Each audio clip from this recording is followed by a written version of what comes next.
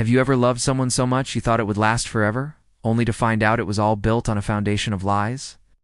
Well, buckle up, because today's story is a wild ride of love, deceit, and some seriously epic revenge. This is the story of Sean and Michelle, a couple everyone thought was perfect. Sean was completely smitten with Michelle. He showered her with affection, supported her dreams, and truly believed she was the one. They had been together for 3 years, and Sean was even saving up for an engagement ring. To him, their future was a beautiful, clear picture. But behind the scenes, a different story was unfolding. Michelle was leading a double life. While Sean was at work, she was seeing someone else. She spun a complex web of lies, telling Sean she was at late-night study sessions or out with girlfriends, when in reality, she was with another man. The first crack in their perfect facade appeared when a friend of Sean S. mentioned seeing Michelle's car parked at a fancy downtown hotel, a place she had no reason to be. When Sean asked her about it, she laughed it off, saying her friend must have been mistaken. She was so convincing, so reassuring, that Sean pushed his doubts aside. He wanted to believe her. He loved her. But the seed of suspicion had been planted, and it started to grow. A few weeks later, another red flag. Sean came home early one day to surprise Michelle, but she wasn't there. He called her, and she said she was stuck in terrible traffic on the other side of town.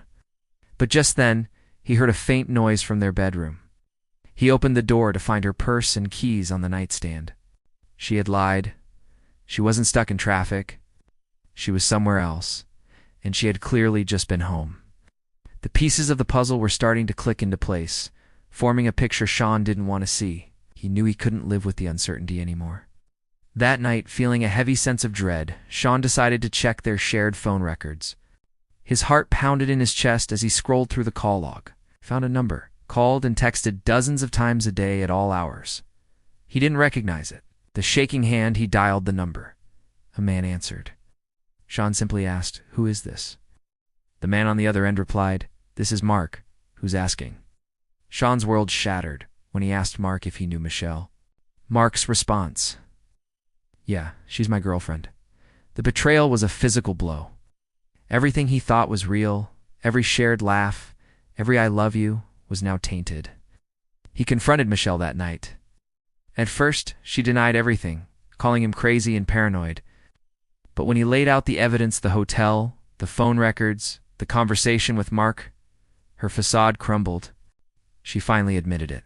She had been seeing Mark for over 6 months. Heartbreak quickly turned to a cold, calculated anger. Sean didn't scream or shout.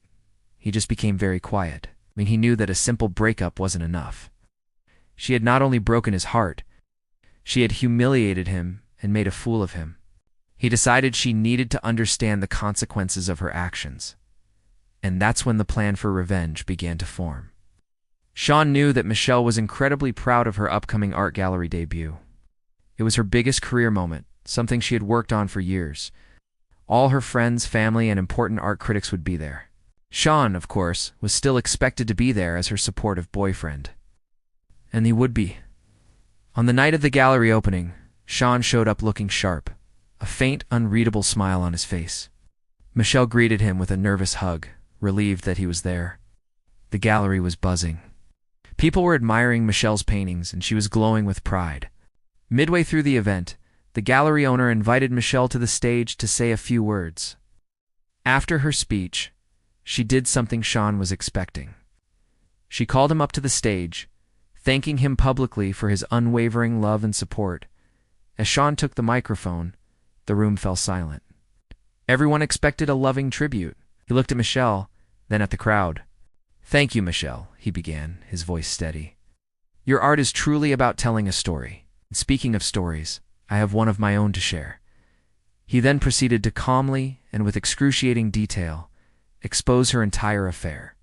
He talked about the lies, the late-night calls, and his conversation with Mark. He even held up his phone and played a short, damning voicemail from Mark meant for Michelle. A collective gasp went through the gallery.